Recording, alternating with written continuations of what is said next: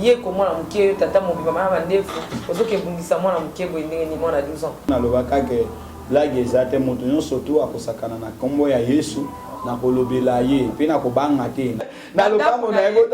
botala atelemi ngana tanga telema 6 fois. Ninge to sali mission tina suka atelema kebo ya kebo. Donc c'est quand même moya 666. Balobi soki mwana atumoli mokolo c'est-à-dire à Monique Akoki. Allô, bah des mots tout coin, à combien abandonné. Bonjour bien-aimés dans le Seigneur, que le Tout-Puissant de Jacob vous bénisse. Nous voici encore une fois pour vous proposer un nouveau programme. Et donc chaque dimanche, sur le Nazaréen, vous suivrez le moindre de tous, l'évangéliste Roger Bach. En accord avec 2 Timothée chapitre 4, le verset 1 à 2, je paraphrase. Je t'en conjure devant les hommes et devant Jésus-Christ qui doit juger les vivants et les morts. Et au nom de son avènement et de son royaume, prêche la parole. Nous vous apporterons, bien-aimés dans le Seigneur, le message qui est basé sur Jésus-Christ de Nazareth. Afin que soit accomplie la parole qui dit, montrez-nous seulement l'agneau, cela nous suffira. Et donc chaque dimanche, sur le Nazaréen, vous suivrez le moindre de tous, l'évangéliste Roger Bach.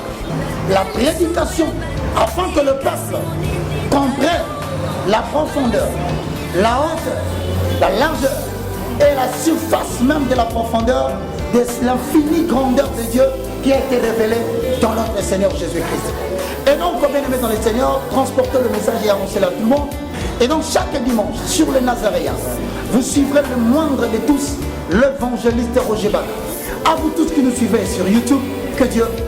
vous bénisse. On se retrouve le dimanche, chaque matin, avec une prédication de Jésus-Christ, afin d'éclaircir les Écritures, d'ouvrir les yeux des enfants de Dieu et de permettre à ce que le peuple sorte de ténèbres pour aller vers l'admirable lumière de l'Éternel et recevoir ainsi au travers de cette prédication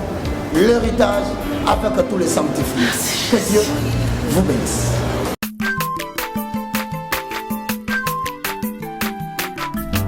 Azamwana motote o akosangai abongwani pete bo awangana Nzambe ya le Nazarien, le Nazarien, le Nazarien. David Nzamba ayebana kitoko koma mokondima atako babakolaki mafuta na mosakolima lelo yayo bolingo ebateli le Nazarien lipamboli oyo emonanaka te mpeni mama kantelobi kolapie mapapu masopi mafuta tokokisi ena elongo na Nzambe oyo babenga na makomi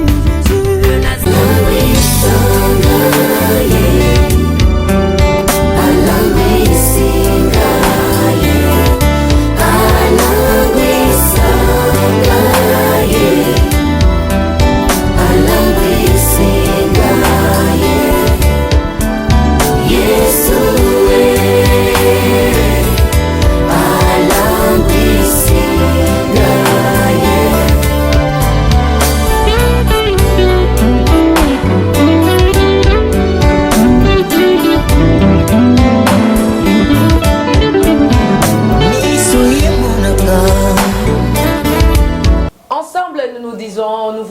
Bonjour et shalom chez vous, bienvenue dans votre site le Nazaréen-TV.com. C'est notre site, votre site, c'est un site pour les chrétiens qui sont dans les 5 continents du monde comme d'habitude, comme à l'accoutumée. J'ai toujours l'habitude de vous dire qu'on est ensemble et il n'y a pas de souci car Jésus-Christ est le même hier, aujourd'hui et éternellement. Il n'a pas changé,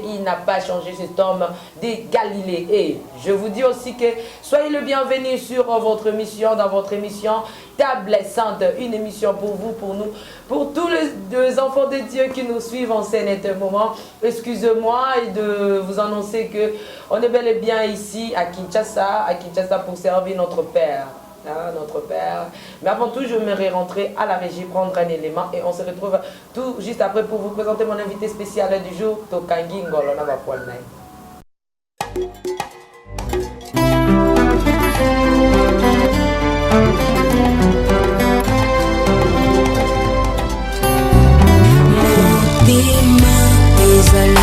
kasi moko bapesaka na moto yo mingi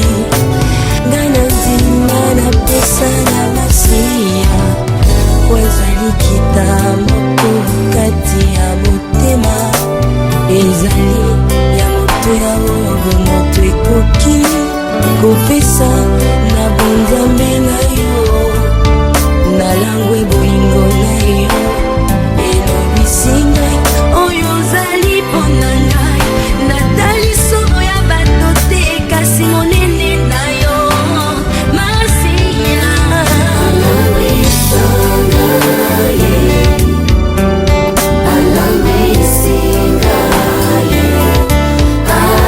De retour sur ce plateau avec l'homme de Dieu, le prophète Bruno Boaz. Mais laissez-moi vous dire que ma pendo yangu na batuto ya France, ikona panda, ikona panda, ikona panda, ikona panda, ikona panda sana. Belgique, Canada, Suisse, Texas, State, voilà, Allemagne, Espagne. Je vous dis des gros, de big salutations. Et aussi à tous ceux-là qui aiment le Nazaréen, qui nous regardent, qui nous suivent en scène de moment. Je disais tantôt que je suis avec le prophète Bruno Boaz.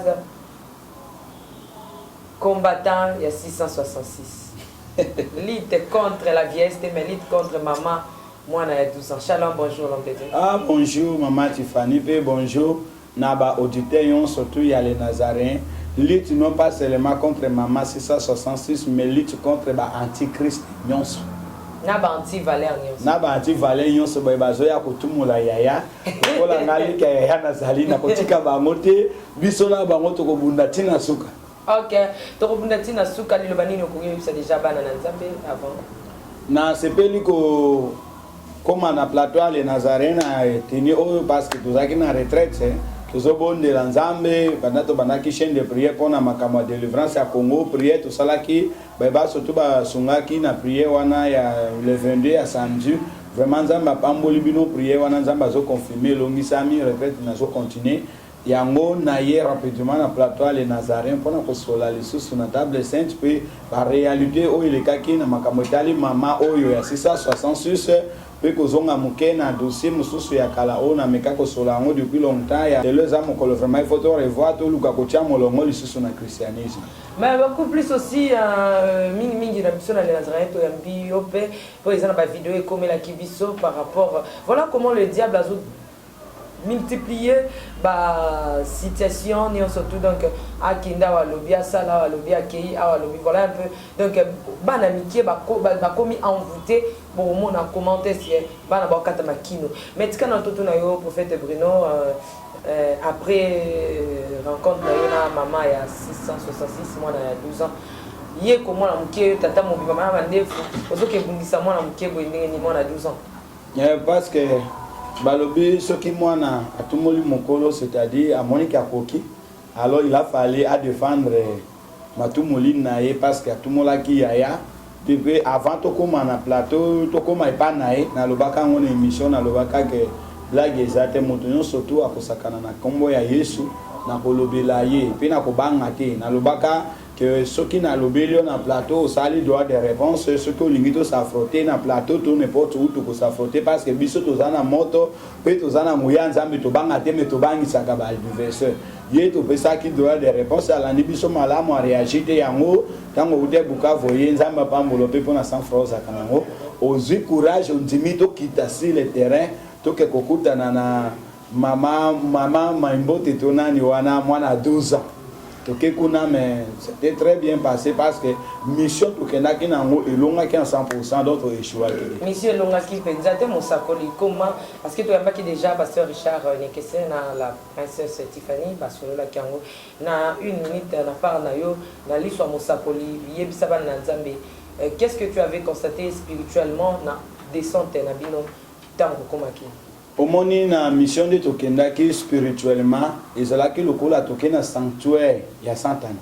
Pourquoi? Parce que wana ezali ndako ne ya bonganga. Donc ezalaki lokola bino bo défier nganga pour kena ndako ne ya nganga pour bo démontrer que Yesu aza Nzambe. Makambo ya salaka ayelobaka ngo bien pe alobaka ki akimisaka basali ya Nzambe akimisaka bato pe aboma akimisa bato na quartier donc ya koma demi-dieu na contre wana moto ako résister ne azate. Tango biso to koma ki wana bato bato ta biso na miso molimo to fanda ki mais spirituellement ezala ki combat o ezoleka na wana mais to utiliser ki autorité li loba na nzambe ezoloba ke esika nyonso makolo na biso nyati e pesa mele biso na elonga lotango biso to komi première chose ezaki ni to neutraliser puissance nyonso ezala ki wana ce bolani bien bota la première émission ya sala ka o babanda ye manzembu ne sengo 666 César ya nzambe alobaka ne sengo ti alobi soki kobunda to kobunda soki boto ko sala mais mokola tango to komi na lobango ni moko azoko ka kofanda te mama tifani na ebite soko landa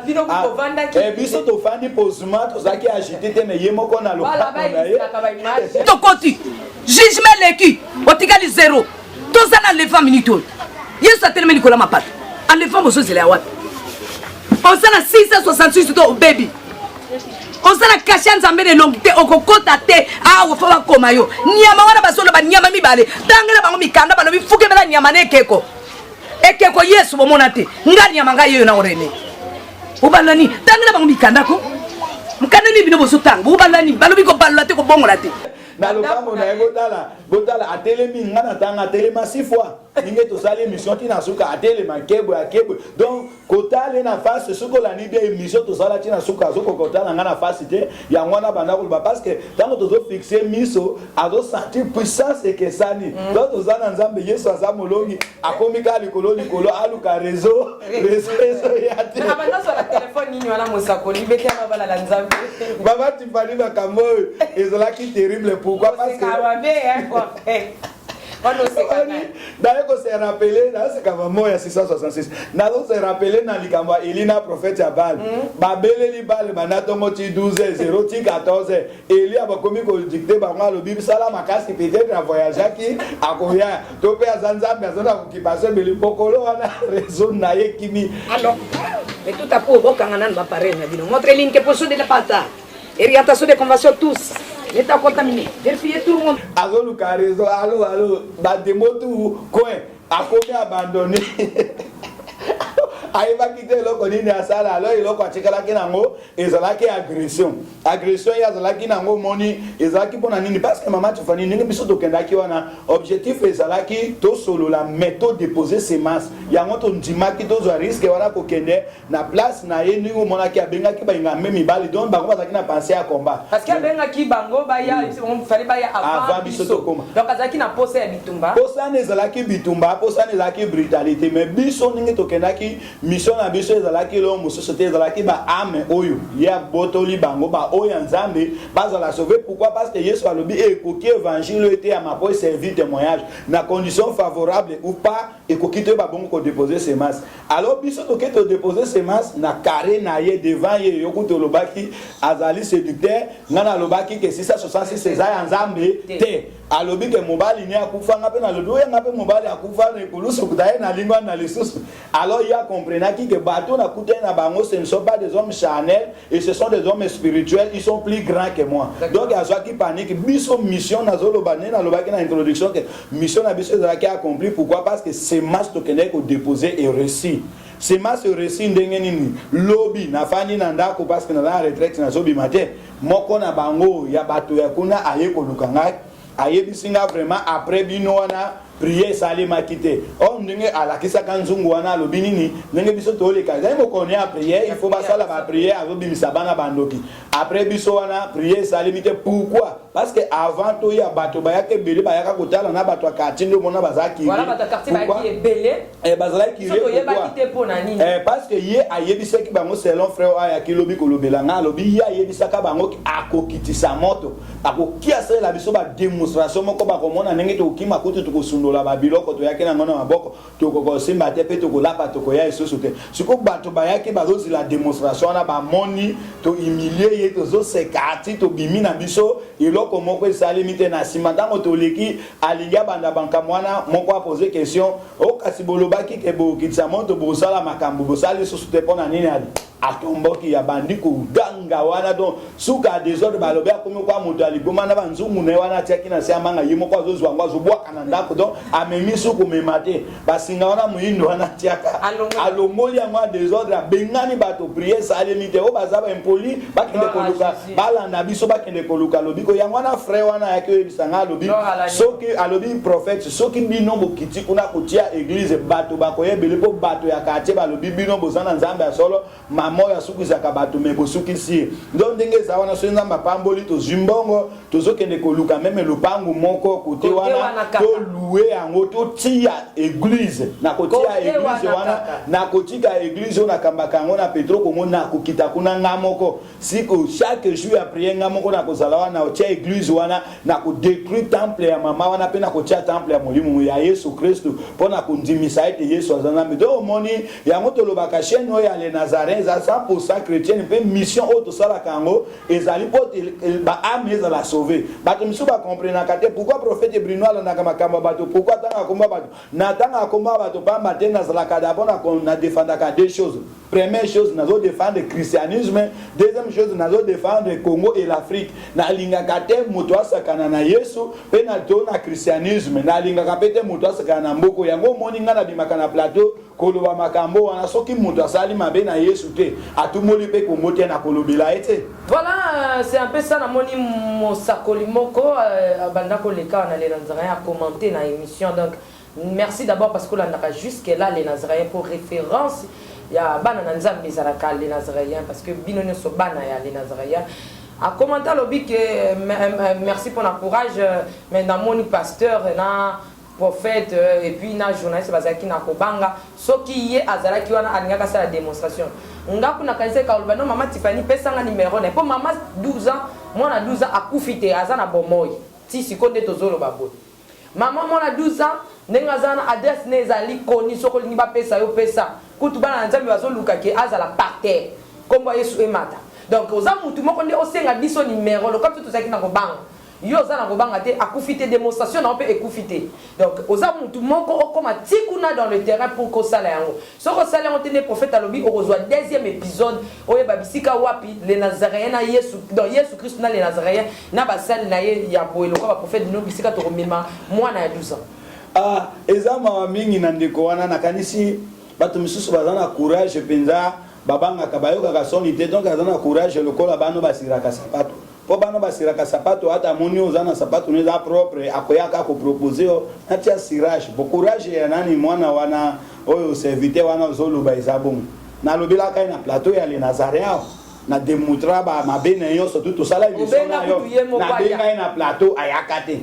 azolo bakebiso to bangaki amonaki mnana lengaki to fandi to yoki maman wana d'abord oh mwana 12 ans wana premièrement azana bagage intellectuel te pourquoi parce que ayebi eloko ba bengi débat contradictoire te azo se respecter te deuxièmement azalaki agité pourquoi parce que senti ba démonion surtout ba quitter ye azalaki na esprit sa brutalité oh biso to kendaki na mission ya brutalité te mais to kendaki na mission qui ne fils que âme moko ezala sauver donc to déposer semence wana tika la kokwatre un jour milimo na bato oya kanyango na captivité et bima do biso to kendaki mission abitumba te to kendaki brutalité te soki ya lobi ke ye soki ezalaki ye soki ezalaki ye kati na été mais soki ezalaki ye yo ka lo lebe soki ezalaki nga mama na linga mo la démonstration donc ye ka ima kamia sala baba Tiffany ezalo ka bato bakendaka na terrain ta balle yo kota no beta balle te no zomona joueur wana za fute soki ezalaki nga na ngaki na tia biwana mais ce batie na terrain ko beta te soki ezalaki est-ce que mama wana akufi adresse ya mama ne bongi to zape même na numéro asenga biso numéro akita kuna akita kuna kende kokutana na mama wana et puis na yebiso déjà deuxième épisode de Zoya lokola yo sepeli o solo la lisusu na réseaux sociaux on a no sala kiango nombre de vies comme que 50 de longo ngana zoluka polémique pourquoi parce que tango to s'attaquer na ye tango bandaka ya nini chaîne na yo na makamoni sala ka wana azwaka mo en plein pourquoi parce que bando lobela kombo na biso na yo biso pe to zo répondre e bato bazoluka sko batala ba réponse ce ko ya monique bato babosana yesu ko il faut attaquer biso pour ça mais démonstration de boso fala bandana ne pas na yo mo Il faut pas dépendre de Nazila qui est dans le plateau là. Ni ne peut qui s'accailler. Dans le bac que même ceux qui devant journaliste ni wana caméra na eda caméra le Nazaréen tout en ba caméra yo surtout que nena ya prouver nga kaza nzambe. Mutu moko aya na bagage une connaissance ya makambo na nzambe azana ngote makambo azo lobela bantu eza lokuta azana escroquerie mensonge vol. Est-ce que azana critère basala nzambe iya kukene kosala mama nini mama wana kutu ndenge na tala itada mabango po ye wana azana bo azandoki ya zandoki nani prophète wana musali wana azandoki mama wana pe azandoki mais mama wana na monde spirituel za avancer kolike akende kuna soki mama na kosumbise to plateau nini diarrhée na plateau akosambwa malamu akende pourquoi zolo ba ke soki ezalaki nani apekisi. Merci monsieur toza ko encourager ndebo parce que bana na nzambe bazana posa là ce que ba commenter bazana vraiment na posa que milimo ebika donc tozo croire que ozana quelque chose à resala en tout cas toza ko encourager so ozana ni besoin ya numéro ya mamana benga ngai na kopesa yo ata prophète Bruno zana ngo biso ne so tozana ngo benga to pesa yo même adresse o kitati kuna o ke no sala mambo te o ne so lingi o sala nae. Ya azila na bato dite yon surtout bazila biso toko sakate les Nazaréens et nini seule chaîne chrétienne oyo et démontra katina biso ninge to lobby to zo renier ba possibilité so nzamba pa moli biso to renier possibilité ba komona to ko implanter église na quartier wana pembeni ya ndako ya mambo te wana pe to ko silisa likambo et puis to ko sala voilà tokati ku tout parce que lorsque to zo bima il y avait une maman dans batia dans la vidéo la ki biso pa c'est sika lobby que nzamba zo confirmer que boza banzambe basala nzambe ya solo olinga kuto kabele mbongo ne bazo pesana o pesi mo ngabite ko pesa ngai mbongo te nzamba la kisinga ke boza ya nzambe donc mosakoli oza na nzambe et puis moli omoni ninge mobali na ngai azali diacre na église omoni eloko nzamba rappeler et puis tango na bande ko zwa idée ya ko implanter église penser na ngai zoyela ngaka na tie église na lopango wa mama wana donc okende kosola na mama na pomoni mama wana za face diagonale naye na kotuna mama wana na kotia église na lopango ya mama wana ngana mambo te tokotala na boye bongo tokotala soki ngana implanter église wana asali 3 mois ya existence toloba ke Yesu azanzambe te parce que ya zandoki nani prophète wana pe zandoki bangomi balimu limu na bango za ndenge moko alors soki ya titembe akene bakuta na mambo akende avanga bakuta na mambo te total ou akoya na plateau wa sala démonstration alobaka ya kozala démonstration lobisala émission pour des est-ce que ça a démonstration la démonstration bato misu bazala kaka na sentiment koloba pona kolakisa ke na yebi mingi ba congolais koma kaninga na congolais koma lokola architecte français akitaka si le terrain te azaka musika zo ordonner tonga bo sala bo to lingi architecte azo kita ko palper na maboko. Merci Moussa Koliba na nzamba zo mona kaka mama na tie loboko na nini bato bele ba yeba kité là ce que bazo benga biso na téléphone to zo que ezala qui appelle son téléphone Moussa Koli est-ce que ko confirmer bana nanza maman wana banda ko téléphoner azo sala incantation ya monde invisible au monde même na nino démonologie to esa bana nzambe ba démon ba se communiquer kana maboko na matoi Yesu kwa banda ko tia loboko na litoi sans téléphone azo benga allo écoute les bozomona azo tamola wana azo luka réseau ya banda na ndako. Mais un vrai moutou azana na puissance abandaka déjà kozwa finissage ya musala na ye na labo na ye déjà na kati ndako azwi l'herbe azobima boye aza directement ko attaquer jamais koki ko ya susu na misu na bina bana kolakisa ke appel allo non wana komi suko complexe wana komi voyez allez-y comprendre que réseau na kati ndako et simba kité abanda komona ke batne bazo bima te abimiti banda asalaki au moins 4 fois ya bapel oui yo mona kité tabu biso to komi auti na ndako abimi akena WC akena toilette akoti na WC aumeli kuna nde abimi directement ayo ko attaquer biso ko na caméra pona nini tout comme ça après ça appelle sur place tout est sur Bible bien aimé makambo ko mama na Bible ko négliger ngote pourquoi Bible lobi et si gagnons sur ma coloniati nzamba pesi biso nelo c'est-à-dire mokolo na tango biso to komi ba démon nyo surtout ba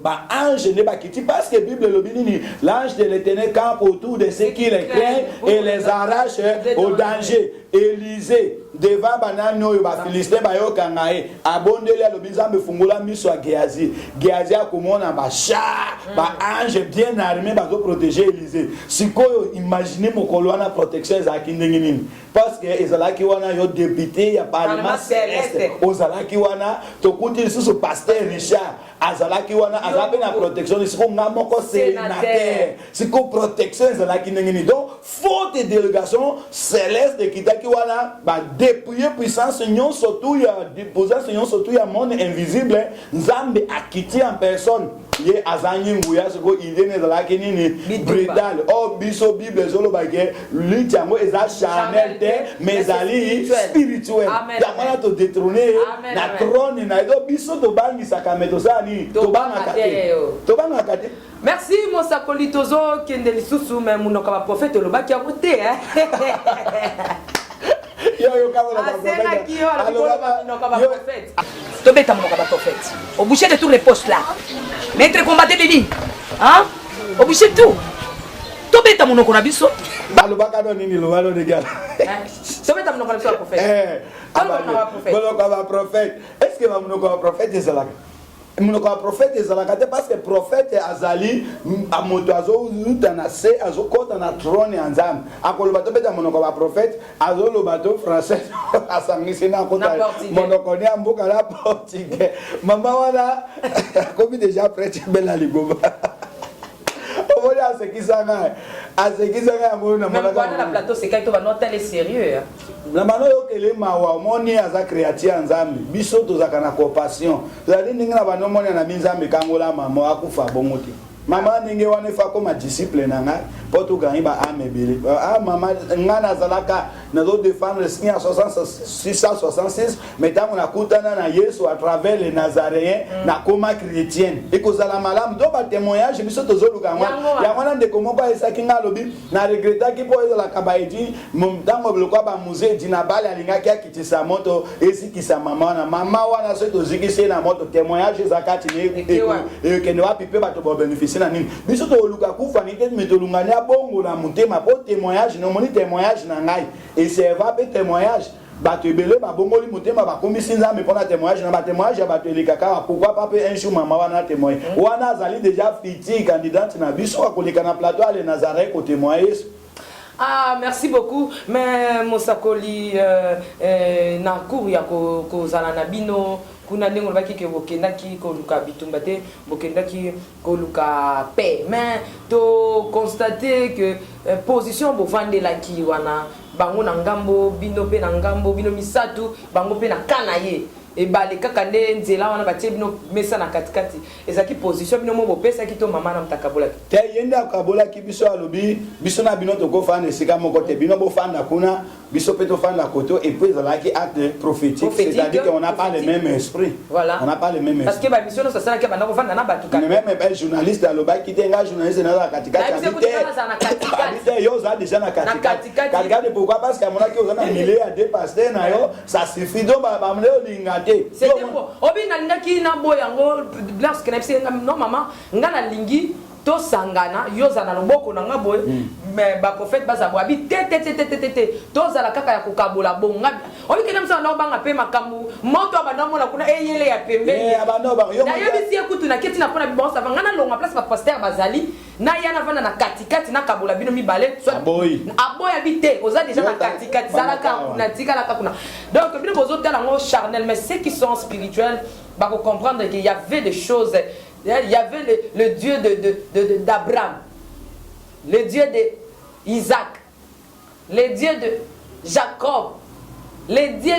d'Israël, le Dieu de la princesse Tiffany Moko. Pourquoi pas si le Dieu de Papa Idinabal qui est en action pour que ça qui t'a monté Nzamba prophète Bruno Boaz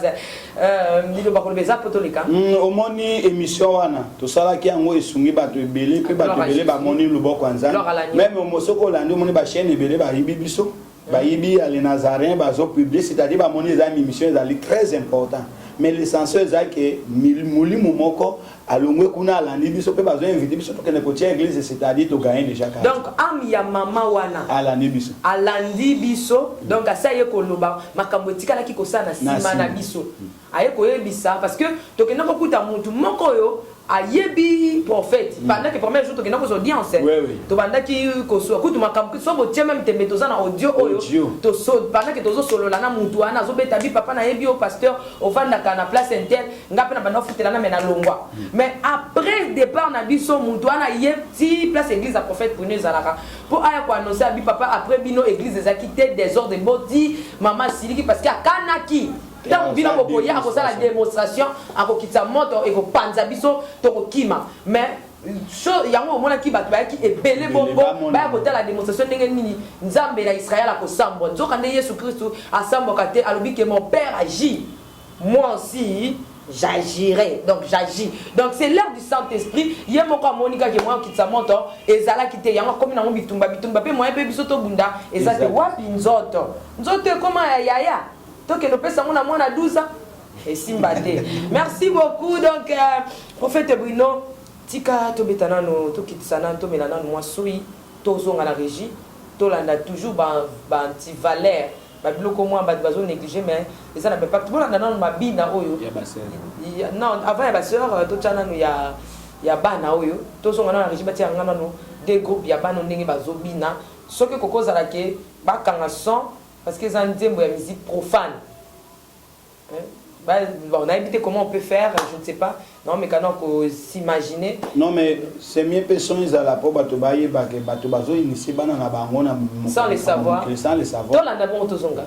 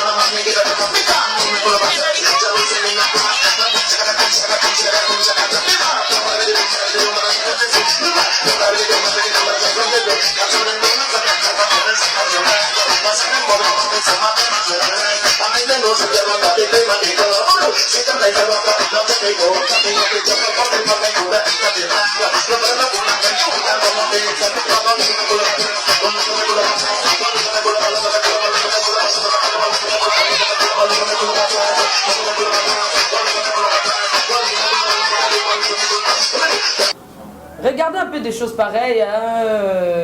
prophète Bruno Zappé parents, aux appels à Banamolimo, parlez-nous un peu, Biloko Moni Salionini. Eloko zo mona esalinga mawa makasi pepe si passe na mutema. Pourquoi?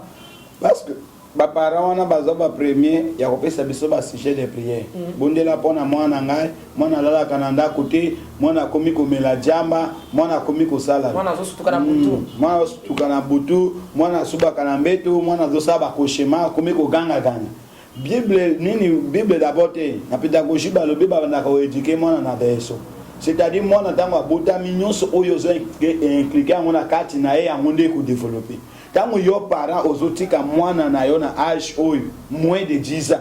kobina mabina bimba bana misusu na mwana bazame moins de 8 ans bazobina mabina ya boye otiki bana bake na fête yo kutu parent ozate bake bazobina mabina bazo filmer mwana wana ninge azo ningisa nzoto na âge ya ye amoni yango wapi azoningisa sima bongo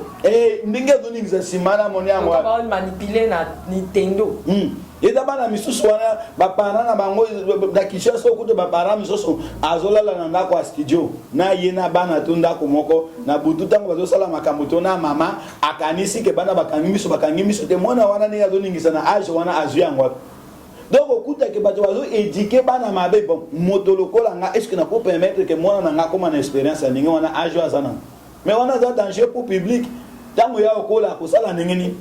mibali pa kufa te ndenge nini bon je ne vais pas parler sur ces points là éducation ya bana ngwana te o eza démoniaque bana na baza déjà possédé na esprit ya impudicité na bas âge bazokola wana vie na bango baby yo parent ozoyo kanga ko permettre te mwana no participer na makambo ndenge wana kolobake no aza mwana ahebino makambo de soki akoli soki olingo sala expérience bano bakenda ka église mingi papa na bango abeta kanzemu mingi ya église ya nzambe okomona pe bana na même so bazosakana bayema ka nzemu nzambe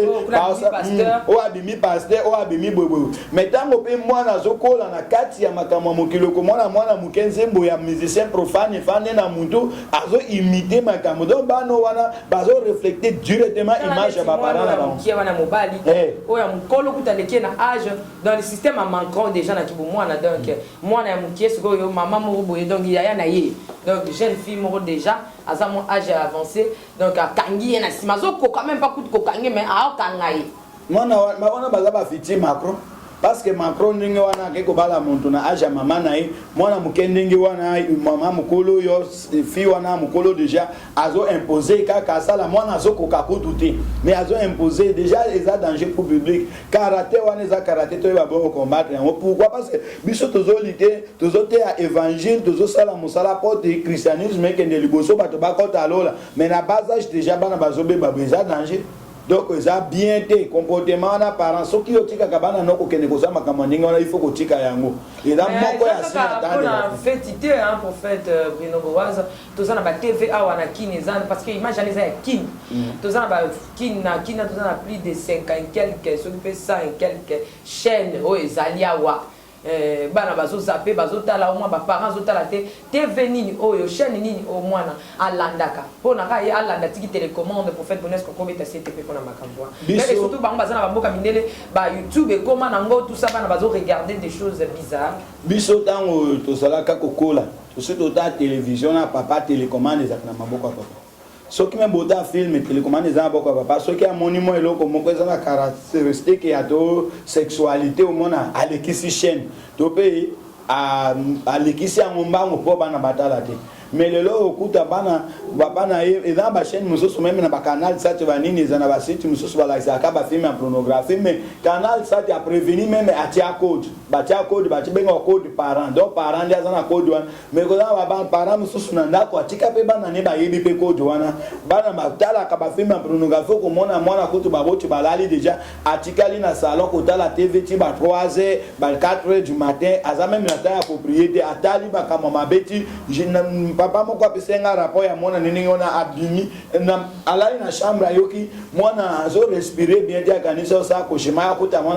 mwana ti film ya pornographie na télé azo tala yeba sa masturbation akanyi miso bien concentré donc okuta ke ko éducation ndingo ne éducation on peut sabana te même ba parents ba ndenge botika kabana bino ba kota na ba YouTube ko sala ba recherche il faut ko éduquer mwana na mesure que ayebe eloko nini ko contribuer na réussite na ye na o ekoki ko détruire avenir na ye mwana zana temps oyo ekoki apprendre makambo nzambe ba apprendre makambo ko memela développement na avancement mais non pas et même na erreur o ya ko commettre en vie na ye mo. Mais parlons ça d'une manière spirituelle étant que ça mo sakoli parce que bino ba sakoli bozala kamisu ya nzambe mato ya nzambe monoko na nzambe nyonso ya nzambe le bien on a la spiritualité ça manière mon côté diable a bon ici comme parce que génération parce que Bible dit parce que tant que ça goya ba jeunes gens va parler banana bino va prophétiser. Est-ce que ça n'a pas bon ici que génération mon va prophétiser 12 années maman na zo boya ozala maman mkola zaka ngia zaka mwana yebuzi.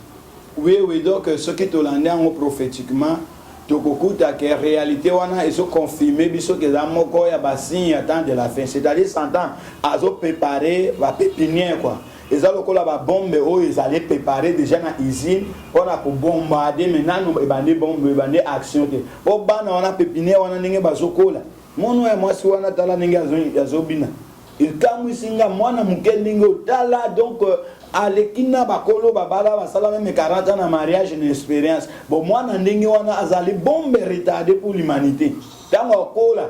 akomema bato combien na vie à séduction pour moi na ndenge wana nazo mona eso ki basali délivrance automatiquement kozala animé na esprit ya prostitution ko bondumba indumba monene wana koza donc bana wana bazali kola bombe oyo santa na préparer lo moni génération na biso ningi zo leka génération zo ya na simana o ezo landa wana mama Tiffany za danger makasi pour na public po bano bazokola mikolo so moni mwana muke na elateli na etamboli na elobeli aleki meme bakolo na makamo donc ça déjà danger ko biso to prier to combattre ngo pe ba parents ya bana bo aider biso ya ko combattre comportement na kati ya bana balobi eza signe attend de la fin mais ekoko kisama dans le Seigneur te melibana na kolo c'est-à-dire tango déjà mwana no azana kati ya makamo ninga na yeba ke danger zo kote lo na ndako il faut sunga yo zo ngisi na makamo na nzambe. Merci beaucoup donc totika la kaka on a toujours une source na régie donc ba parents bo aider obina mintu eza na bana génération ezo mata o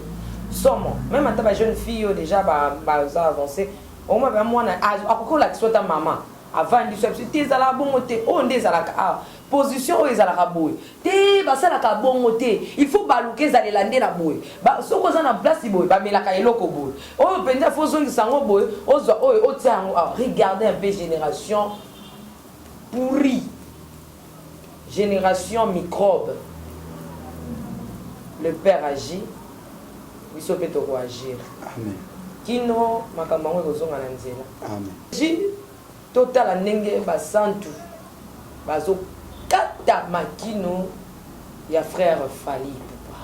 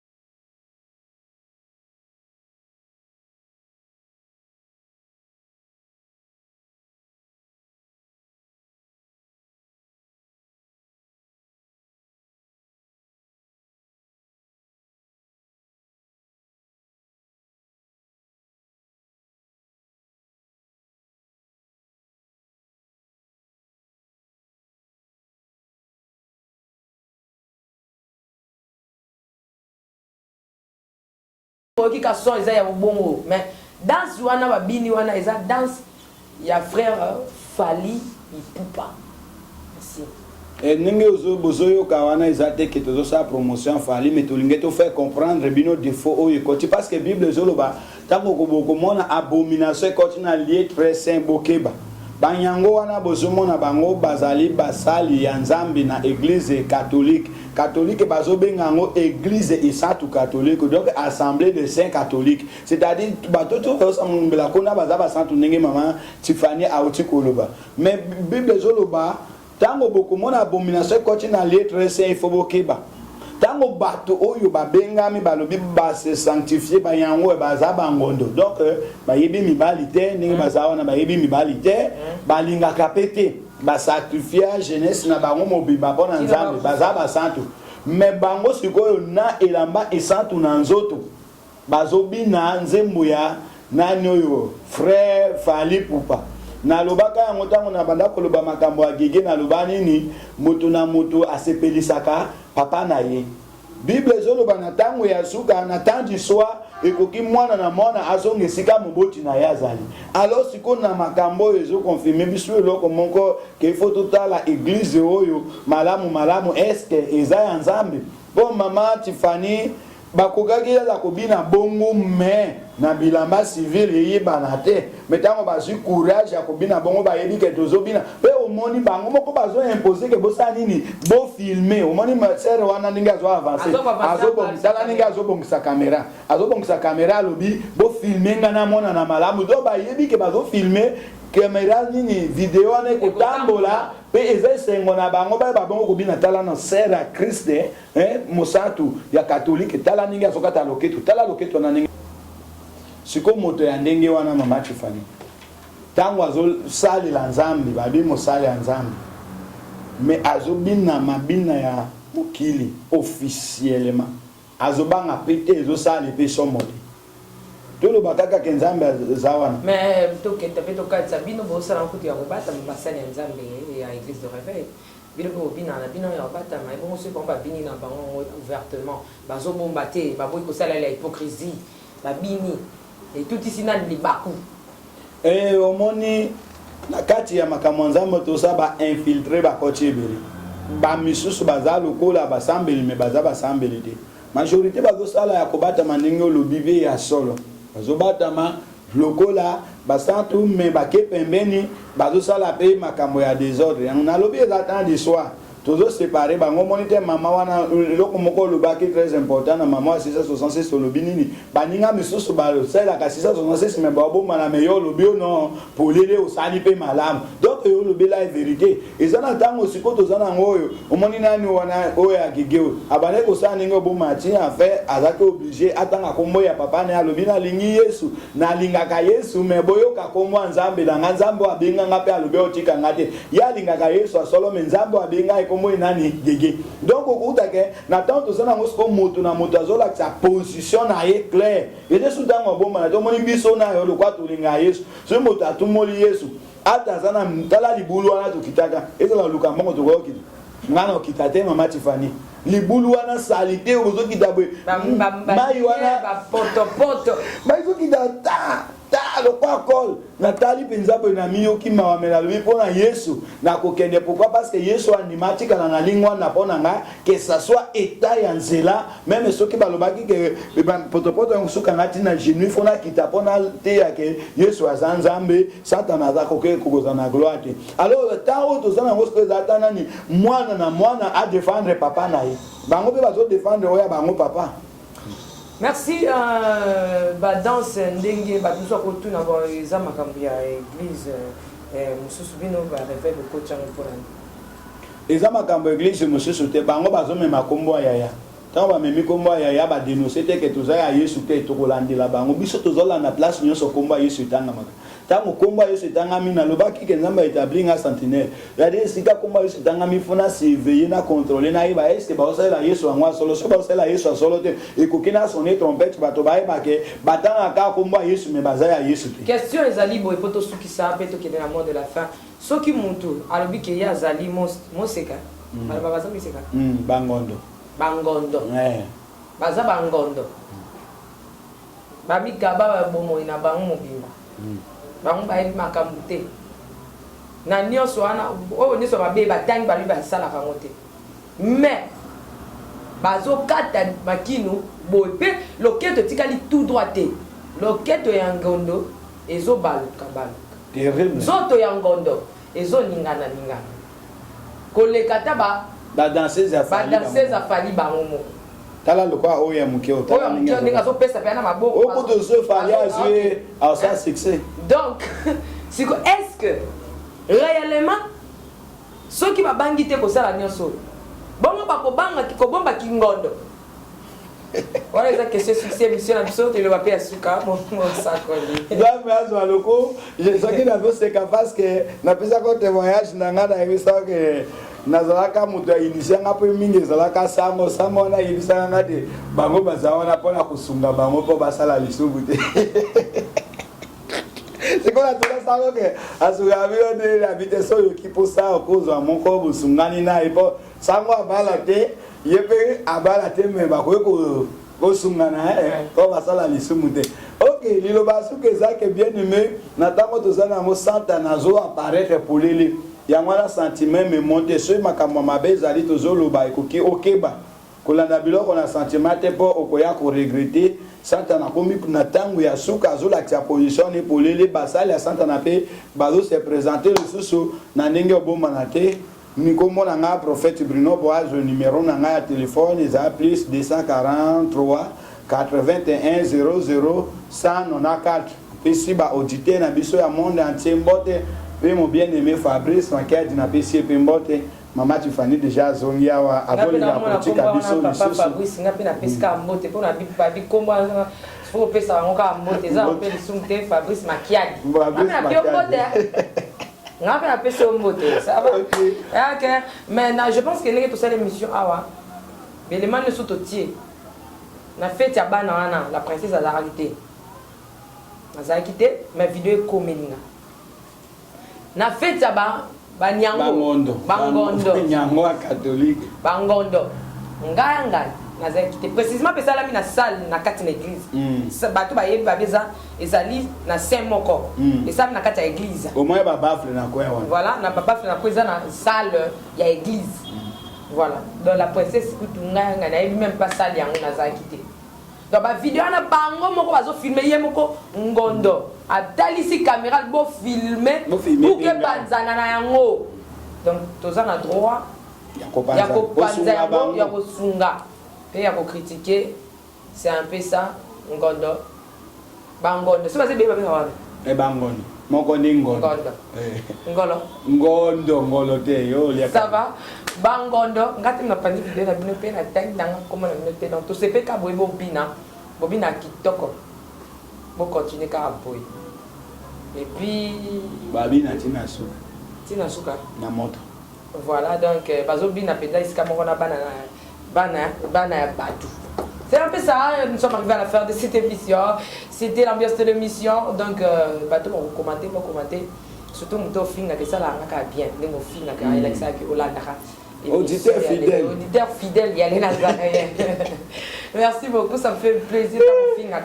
Tant critique, tant lobaka. Moi, ça me fait plaisir. Donc, tu es au Tikala fidèle, au signer contrat. Il y a Kolanda Kalina. S'abonner. Au s'abonner. Même attends, s'abonner, mais aux fidèles, il y a au finir. Na bateau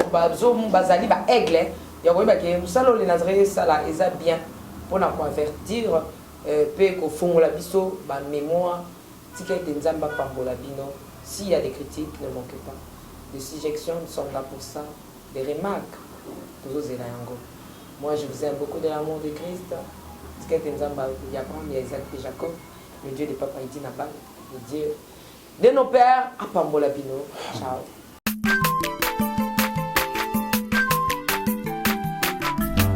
Aza mwana moto te po akosa ngai abongwani pete po awangata nzambe ya le Nazarien